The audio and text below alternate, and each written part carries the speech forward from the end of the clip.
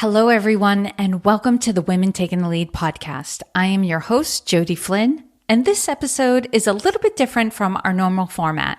It's a recording to a LinkedIn Live I did about 6 weeks ago with Anna Papalia, the CEO of Shift Profile. Anna provided so much value, I wanted to make sure you had access to it and could share it with anyone who comes to mind while you're listening. In this episode, Anna and I discuss the key times in your career that impact how much money you make, the question you can ask that leads to more opportunity, the story behind the creation of Shift Profile, and the process that helps hiring managers and job applicants bring forth their best during the hiring process, the mindset that keeps women from asking for what they are worth, and to always be negotiating. If we are not already connected on LinkedIn, please send me an invitation to connect. You can find me directly at linkedin.com/in/Jody Flynn, or you can search for Jody Flynn on the platform. I'm very active on LinkedIn, so I should be at or near the top of the search results. You'll see the follow button is prominent on my profile, but if you click on the more button that is to the right of the follow button, you'll find the option to connect in there. Click on connect and be sure to add a note to the invitation letting me know you're a listener of the podcast. I would love to connect with you and get to know you better. Hello, everyone, and welcome to Avoid Being a Bargain Deal by Knowing When to Negotiate. So let me start off by giving you some stats. One stat we probably all are very familiar with is women make just 83% of what men do, and that gap is wider for women of color. And according to a new Equal Pay Day study released by Credit Karma, 31% of women say they still don't feel comfortable asking their employer for a raise. 66% of women say their current salary is holding them back from reaching their financial goals, including paying off debt and saving for retirement. And 35% of women surveyed said their low salaries were preventing them from being able to afford necessities like rent. And nearly 60% of women never negotiate their pay at all. So hello, I'm Jody Flynn. I'm a leadership development consultant and executive leadership coach. I help companies attract, retain, and promote more women into senior leadership. And I am delightfully joined by Anna Papalia, the creator of Shift Profile, an industry-leading personality assessment that teaches job seekers and hiring managers how to interview better. She's a former director of talent acquisition and a career coach, and she founded Shift in 2011 to empower job seekers with self-awareness and teach hiring managers that the most important business decisions are made in interviews. Anna, thank you so much for being here with me. Thank you, Jody. It's nice to be here. Such a delight. And I remember when we were introduced, a colleague of mine shared with me a video you had done about some thought process that people go through while they're interviewing around, should I ask for more money or should I not? And if you could, please share with everyone what that insight was. Sure. Well, first off, thank you for the introduction. And I need to preface it with the fact that I was a director of talent acquisition in the corporate world. I've been in HR and recruiting for a very long time. So I have made lots of job offers. And I know firsthand how people respond to those. And I'll add, some more statistics here to the list that you just mentioned. I would say that more than 85% of people never negotiate, and especially women. If anyone negotiated, it would probably be men in those, in my experience, and that's anecdotal, obviously, but I think it holds to all the research that's out there. I think, especially for women, if that's who we're talking about, female leaders, there is a thought process that they don't want to rock the boat. that they fear that if they do that, that the offer will be rescinded. They also think that if they just get the job, they're going to start working and show off and show how invaluable they are, and then they'll surely give them more money. They'll give them an increase, they'll up the salary, they'll reevaluate. And that really seldom ever happens. I think we all know this from personal experience. Your salary really sets where you are, and it has been very well researched that most of increases in the corporate world are only 1 to really 3%. We could say 5 to be very generous. So one of the biggest reasons for you to negotiate a salary going in is that this is going to set your earning potential for a very long time. So while I know that there are some anxieties and nervousness about asking for more money and being weirded out or scared that they're going to rescind the offer, for me, it's well worth the risk. Also, I've never personally seen anyone get their offer rescinded by just simply saying, is this negotiable? It is worth the risk, and it's worth you getting over some of these anxieties because it's going to set your earning potential for the next 3 to 5 years or however long you're at that organization. So to sum up some of what you shared, you're more likely to see an increase before you start the job than you ever are after the job, because the increases after that are roughly between 1 to 3, perhaps 5%. And those increases are based on your starting salary. So this is why, if anyone's wondering why the pay gap gets exponentially larger as we go into our careers, is because it starts from that starting salary and ripples out. So, and this, it's interesting. I'm sorry to interrupt. No, go ahead, Anna. There are a couple of caveats here. Obviously, one is if you get a promotion, if your job title changes, right? So what we're assuming here is if you get this job and you secure a salary and you stay in that same position for those 3 to 5 years, right? Your annual raises and bonuses and cost of living increases will be anywhere from 1 to 5%. The caveat here is if you change your job, if it's internally, you get a promotion, you get a change of responsibility, and they reevaluate your job description, that would be different. And a raise could be more than obviously 1 to 5%. But if we're just strictly talking about going into a new job and staying in that same position, yeah, your money is going to stack up on that salary that you originally negotiated or didn't negotiate. Mm-hmm. And from your experience, it sounded like you were saying, like, people in talent acquisition, hiring managers, they're very comfortable and expect negotiation when they're giving a job offer. Absolutely. The pros for sure. I mean, if you're in HR and you're making offers, you should have been trained on how to negotiate. You should be expecting a negotiation. In fact, it's a little strange when people don't negotiate. Mm-hmm. And there are very simple and easy ways you can do that. I could walk you and your listeners through that if you think it would be helpful. Yeah, absolutely. Because one thing I also want to put out there is, if negotiation is any part of the job that you're being hired for, if you don't negotiate during the interview process and the offer, it actually lands as odd for the hiring manager. Well, especially if you're in a position of power, if you're an executive, if you're going in to manage a team, it's a little strange that you just accept a job at face value. You know, one of the rules I tell all of my clients and anyone that watches any of my TikToks is never, ever, ever accept an offer the way it is, ever. There are so many things that you can negotiate beyond salary, especially if they tell you, listen, this is our best offer. It doesn't mean you can't ask for other things. So first off, as a previous director of talent acquisition, I know how this is going to go. It's either going to come as an email or a phone call. They're going to make you the offer. And the first thing you should always say is, thank you so much. I really appreciate the offer. Gratitude, is a great place to start. And then you simply say this one thing that's very easy. And especially if you have anxiety around how to negotiate, how to begin, I'm going to make it super easy for everyone. You simply say this one thing. Thank you so much. I'm so excited about the opportunity. I just have one question. Is this negotiable? Now, That means that this recruiter or director of talent or HR person or hiring manager is going to have to come back and say, no, it isn't. This is our best offer.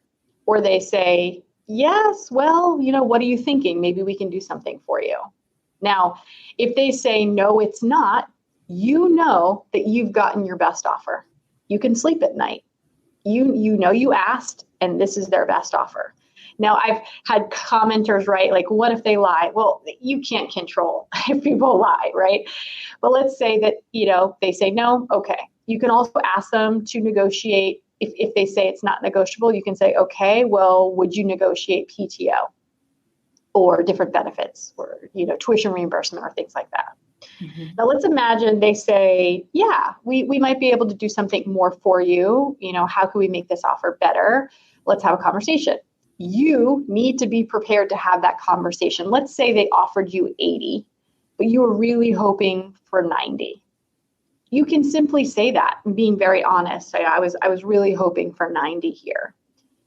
Now, what they're probably going to do is they're probably going to say, okay, let me run this up the corporate flagpole. Let me go talk to my boss. I'll get back to you. And they're going to do that. They're going to talk to the CFO. They're going to see if there's more room in the budget, or perhaps they already know what their room is. And they may come back to you with an expanded offer of 85. It's not 90, but it's 85. You got 5 more. Now is your chance to accept or decline. This is not a hostage negotiation, because then you can't say, well, also, okay, well, if you only give me 85, then I also want like free parking and all this. No, it's not a hostage negotiation. You have to know what you want going in. And when they come back to you, you have to know if you're going to say yes to 85 or decline it.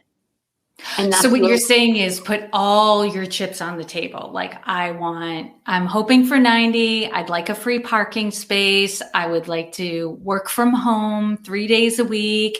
And I'd like an extra week of PTO. Like your whole wish list should be right up front. Yes, because put yourself in their shoes. This is a recruiter, director of talent, HR person. They have to talk to somebody else. Sometimes you're talking to the person who's making the decisions. Either way, you're going to make their job easier if you tell them everything up front. These are all the things I want. It's kind of like buying a house. These are all the things I want. They get to choose what they can give you, how they can negotiate, how they can help you. And then they come back to you with an improved offer. And then you have to know, if they don't give me this, or if they don't meet my salary requirements, I'm going to walk, or I'm going to accept. If they give me any more than this, I'll be happy, whatever. Your job is to know what you want, ask for it. And if they don't give it to you, know what you're going to do. Their job is the same thing. Know what they can afford, know what they want to pay you, make you a fair offer. And if they offer it to you, I've been in this position being a director of talent so many times. We make our best offer and someone may decline. They may turn us down, or they may shop it around. They may have other offers. So we're not always going to win either on our side of the table. So it doesn't mean just because you've been made an offer, you have to accept it. There are lots of other jobs out there. There are lots of other companies. You may have other interviews going on. So it's up for you to decide ultimately. Right. And depending on who you're talking to, if it's a seasoned person, right, they do this right on the regular, that they're often hiring and doing job offers. They're not going to take it personally, right? I think sometimes as women, we worry about hurting the relationship or coming off as too greedy, or yes, exactly. Like, for those of you who can't see, Anna's shaking her head. No. Yeah, I'm going to tell you right now, it's business. You need to look at this like business. I know it's harder because this triggers feelings of worthiness or unworthiness. It triggers feelings of, I only have like 75% of the skills on the job description. And in your mind, you're thinking like, I don't even know if I can really do this job. It's a stretch for me. And you're worried and you have all your own anxieties. Don't let that get in the way of you negotiating your offer. Don't. This is so important that you hear me when I tell you, when I was a director of talent and I made someone an offer and they said, okay, great. Like, I was really hoping for 10 more. I'd be like, okay, let me talk to my CFO. I'll get back to you. Click. call the CFO. Like, it's a job. It's a job for me. It's not my money. I mean, now I own a business, and if I were paying you a salary, it still wouldn't feel personal. I mean, it would be a little bit more personal than when I was in the corporate world. But for most of these corporate jobs, when you are negotiating, you're not doing it with your hiring manager. It's one of the reasons why HR and directors of talent exist. We provide that different layer so you don't have to negotiate with that person who you're going to be reporting to, right? Right. And they're trained to do these things. They are not taking it personally. In fact, I would argue that they are going to judge you more harshly if you don't negotiate, right? Yes. And that's what we talked about earlier. It may come across as odd if you're not negotiating. And also in this job market, you likely are, if they're making the job offer, you're the person they've been looking for, and you've probably beaten out other people to get to this stage of the game, right? I know, we hear that statistic all the time that women don't apply for jobs unless they meet nearly all of the criteria, whereas men, if they meet about half of their criteria, maybe less, they'll give it a shot, right? So you've already been through the interview process. You've talked to the people who are going to be managing you and who know the job that you're going to be stepping into. You're having the job offer conversation for a reason. You have been chosen. And so you are welcome at that negotiating table, and it's all just part of the process. So all the stories and everything else that goes into it, right? Sometimes we can't help that comes up for us, right? It just naturally does. It's part of conditioning, but you can have a conversation with yourself and put it aside and then do the negotiating, like be the leader that you're going to need to be in the job that you're going to take. 100%. Absolutely. I mean, I can't stress this enough, how important this is for your own levels of confidence and just something that you have to do to be a great leader. And in my mind, being a leader means that you can have difficult conversations, you can advocate for others, but you should especially be able to advocate for yourself. It is incredibly important.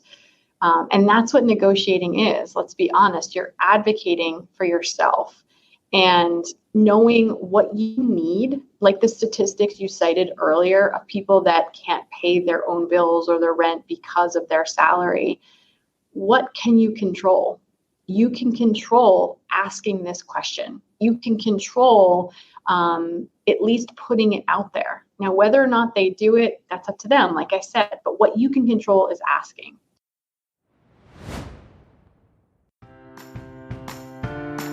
Let's take a pause here for me to check in on your leadership development. Do you know what your individual leadership development needs are? Knowing what you need as a leader is the first step to becoming more confident and competent in your leadership. I developed the Leadership Operating System quiz for women like you. This holistic self-assessment allows you to assess your effectiveness in leading others, leading yourself, your ability to influence, your ability to manage your energy, and your communication skills. It's a way for you to quickly identify where you could focus your developmental resources. It will take you about 3 minutes to complete. And if you think about it, that's a quick turnaround to gain insight on what would improve your effectiveness as a leader and make being a leader easier and more enjoyable. What's your leadership operating system? Find out by visiting womentakingthelead.com to take a fun, easy leadership inventory.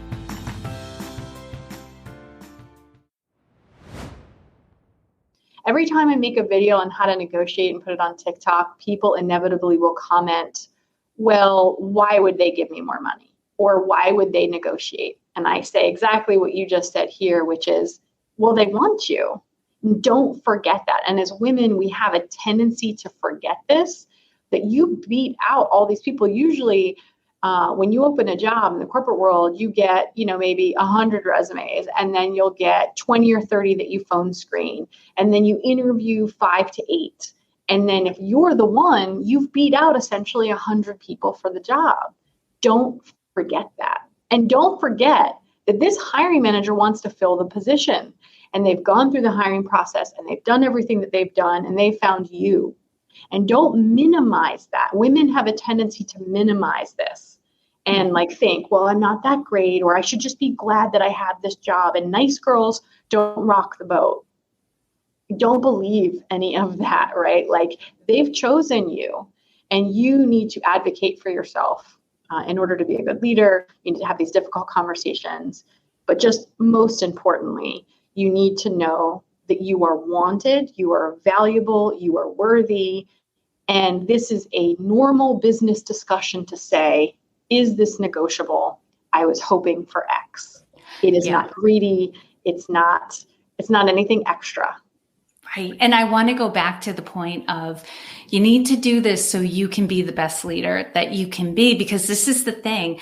You need to know, like, how do you need to be compensated so you can show up as your best self? Because what can happen, and I've seen this in my career, is somebody's in the job, they've been doing it for 6 months or a year, and suddenly resentment starts to crop up because they're not being compensated enough or fairly to do the job that they're doing. So if you're not negotiating for the compensation package that feels good for you, right, you will eventually resent it. You won't be able to bring your best self. So in essence, when you're negotiating the job offer, you're negotiating for your team as well, so that you can be the best leader for your team.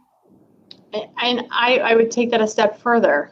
I mean, there is this locus of control here, right? Like, no one's putting a gun to your head saying you have to accept this offer.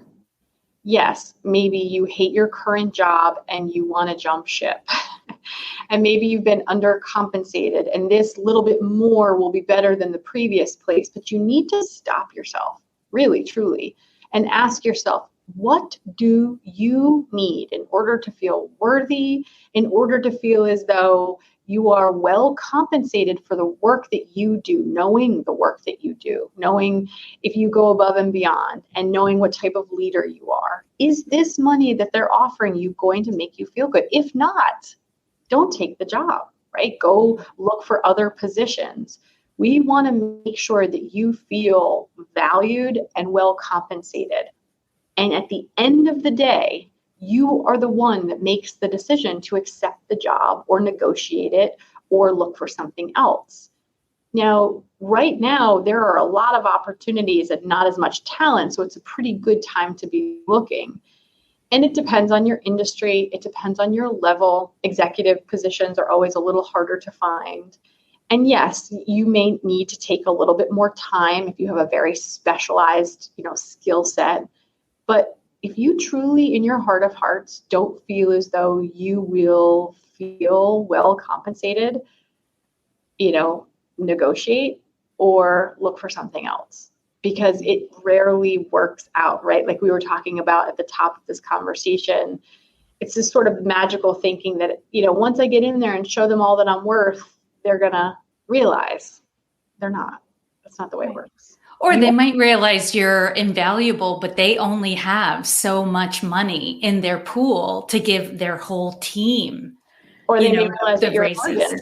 Yeah. Right. Exactly. Now, Anna, you talked about there are exceptions to the rule. There are other places on your career path where you can negotiate, typically when you're getting a promotion or a new role. Is there anything that changes in negotiation when you hit those milestones? When you hit what milestones? So say you're offered a promotion and it's one you've really wanted, right? It's a huge honor and you're ecstatic, but a lot of people don't realize it's just like another offer is on the table. But does anything change at that point? When you're negotiating a promotion salary, I think what changes is they then know you. They know your work product, so you can leverage that even more. If you've worked hard enough to get a promotion, you can be even a little bolder, and they need you. You're a known entity. The system from the inside.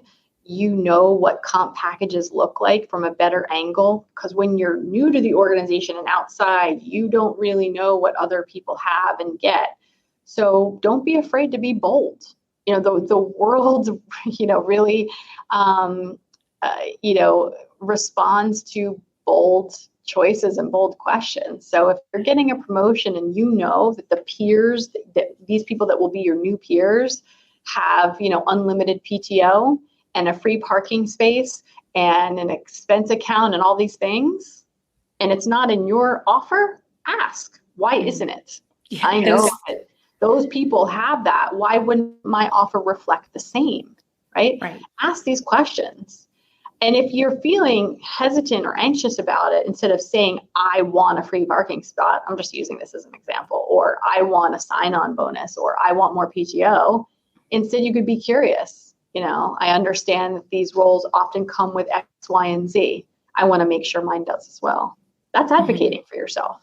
Right. So it sounds like you can be a little more direct. I love the 3 magic words for the job offer. Is this negotiable? But when you're a known entity, you can kind of just go in and go with the thought, this is negotiable. If other people have other things, this is negotiable. Well, they're going to probably lead with an offer, even if it's great. Let's go in that direction. What if this offer blows your mind? What if it's amazing? What if you were hoping for 100 and they offer you 150? You should still say, is this negotiable? And that's almost harder for people because they're like, but who cares? Listen to me. When I tell you this, I promise you, if someone's making you an offer, they still have money in their back pocket. Always. No one is making you an offer without having money in their back pocket. Mm-hmm. Now, in the hundreds, maybe thousands of offers that I made in the corporate world, I would say that there were a small handful of offers where I knew that the person we were recruiting, they were already at the top of our range. And I would say to them, I am making you our very best offer. I cannot go up from here. This is what it is. So they knew that I wasn't lying. I wasn't BSing. We have a salary range of 60. You're already making 57. All I can offer you is 60 right now, right? And that's for you to decide if that's what you want. But if they don't say that, if they don't give you this kind of lecture or talking to or introduction to your offer, if they don't say this is our very best offer, some companies will say we don't negotiate. Then if that's the case, obviously don't ask. But even if they make you an amazing offer, you should still say, is this negotiable? Ask for more PTO, ask for a sign-on bonus, ask for more salary. They always have more, always. Yes. And as you're saying this, what comes to mind is the book, The Big Leap by Gay Hendricks, where he talks about the upper limit problem, where we're like, oh my goodness, this is too good. I don't deserve this, or I can't live up to this. That was one of my mindset issues. Like, I can't ask for more than this because I can't deliver more than this, right? I completely attached what I perceived as my value to a number, and I didn't negotiate any higher because I was just so grateful, right? So grateful to be offered what I'm offered. But it's almost like we have to, one, work on our mindset issues as they're coming up, but 2, just get into the practice of it, right? You can act even with your mindset issues going on. Like, God, this is such a great offer. Why would I do this? Do it anyway, is what you're recommending. Yeah, it can be both and. That's fine. You can still think, oh shit, am I really going to be good at this job? And having your own feelings of anxiety. We all do, right? That's fine. You can still feel that way and still negotiate. Don't let it get in your way of all of your future earning potential. Don't let it cap you. That moment of insecurity, don't let that paralyze you for the next few years that you're going to be at this company. It can be both and. We can, as Glennon and Doyle say, we can do hard things. We can be nervous and act. We can be scared and ask. We can do all of this thing at the same time. Like, you can be bold while quivering in your boots. Yeah. No one's going to know. No one's going to know that you're nervous and your knees are shaking under the table. No one's going to know. Yeah. I can't even tell you how many stories I've heard recently of women in very powerful positions who have shared, like, people think I've got it all together. People think I'm fearless and all of that stuff. And truth be told, I have doubts every day.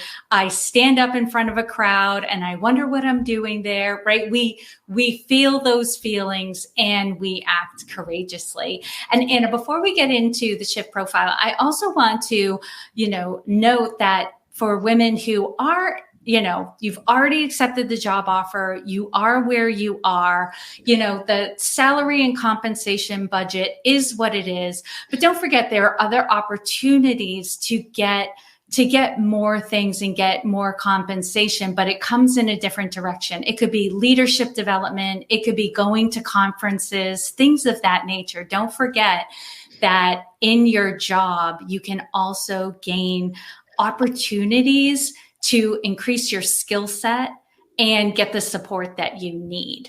So, Anna, I want to hear more about the shift profile. So if you wouldn't mind, tell us about what that is and what it does for job seekers and hiring managers. Yeah, sure. Thanks. And thanks for giving me the opportunity to speak about it. So as I've been talking about previously, I was a director of talent acquisition. I spent 10 years in HR, recruiting and interviewing thousands of people. And in 2011, I left my corporate job because I just had this calling, this feeling that I wanted to teach both job seekers and hiring managers how to interview better. And having been on the corporate side and on the hiring side of the table, the interview table, I realized that we don't have any tools backed in science and research, and we don't have a formalized language on how we teach people how to interview. I worked at Temple University's Fox School of Business for 12 years, and in the first 5 to 6 years, I developed a framework, and I started to think, why are some of these students not getting it? Or if I'm telling everyone to interview like this, why isn't it really clicking? And I realized that teaching people how to interview, there's a problem. Not only do we not have a formalized language, but we also have a tendency to just tell people to do it the way we do it, right? Be extroverted, get there 15 minutes early, tell good stories, sell yourself. But I started to realize that these tips weren't landing with some people, with my clients, with my students. So I started conducting research, and I had a light bulb moment, and I realized that what if we don't all interview the same way? What if it's more based on our levels of introversion and extroversion and our personality rather than just this is something you just all should do the same way? So that led me down 2 years of collecting research at Temple, and I found that exactly that. We have interview styles. There are 4 primary interview styles. You're either a charmer, a challenger, an examiner, or a harmonizer.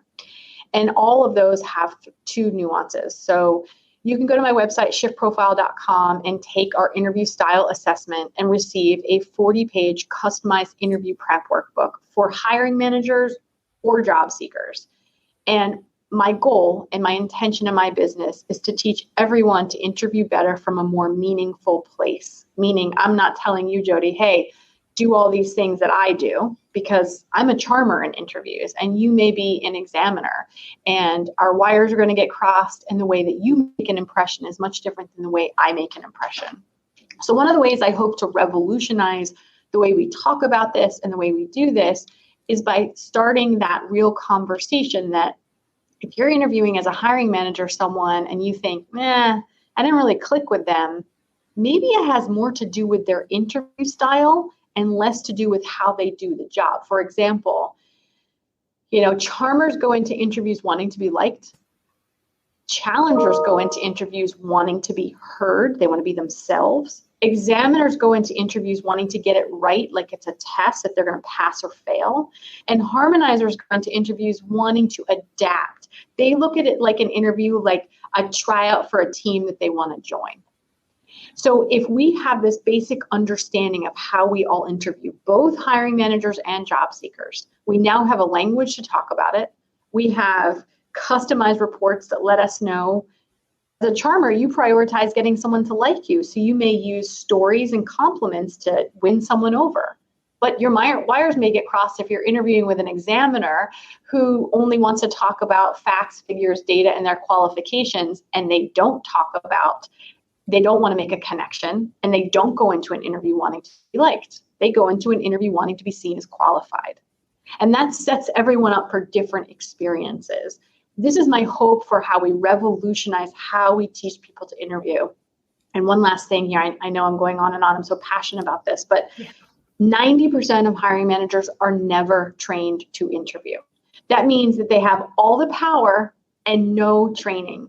And this is one of the things I hope to change in my company using this framework. So we sell this to colleges all across the country, career development programs. We sell it to corporations so we can train hiring managers to do exactly what I'm talking about. I sell it to, private individuals through my website. I share TikTok tips all the time on Facebook and TikTok and Instagram, because my mission here is that we change the conversation about how we interview. And I have a book coming out in spring 2024 called The 4 Interview Styles, The New Science of Interviewing. And that's my goal. This is my intention. And I hope that it gives people real pragmatic tips and help on how to interview in a more meaningful way so they feel seen, validated, and understood. And I'm not just telling them, hey, do this to get the job. It's not about that. It's about how do you show up authentically? How are you? If you're an introvert, I don't want you to pretend to be an extrovert in interviews. And that's what the shift profile will tell you. Your levels of introversion and extroversion in interviews, how you come across, your approach and style, things like that. Yes. And I love that you are passionate about this, because I'm speak more to people on the hiring manager side. I can't even tell you how many leaders say this is one of the most anxiety-inducing decisions in their business. You even said that the most important decision you make is in the interviews, because they want to get it right. They want to have the right person, and they want to set the right person up for success in the job. And it's done in the interview and in onboarding. And the number of leaders who've said, like, I can't get it right because I've made bad decisions in the past. It always felt like the code that couldn't be cracked, right? How do you do this well? So having more tools and information and research on this very subject is so key. So I love that. Anna, thank you so much again for joining me and for sharing all your wisdom and expertise here. And just for those who are watching and listening, I'm just going to leave you with a little tagline: always be negotiating. I love it. Thank you so much, Jody. This was fun.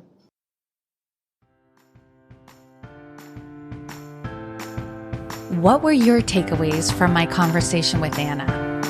Have you ever thought, I'll wait to ask for more money when I've proven how valuable I am? I know I have. Head over to LinkedIn to share your thoughts and takeaways on the posts corresponding with this episode. I would love to hear what stood out most for you. And if your last promotion has you experiencing and confronting challenges you haven't faced before, consider working with me. I would love to support you through this transition, help you get your bearings, and feeling confident in your leadership once again. You can find a link to schedule a time to chat with me in the episode description. If you're listening through a mobile device, that link will be in your podcast app. And if you're listening through the Women Taking the Lead website, the link will be toward the bottom of the episode webpage. If you are going to ask your company to sponsor you to work with a coach, there's also a link to access a checklist that will help you prepare for the conversation. As always, I hope this was of value to you, and here's to your success.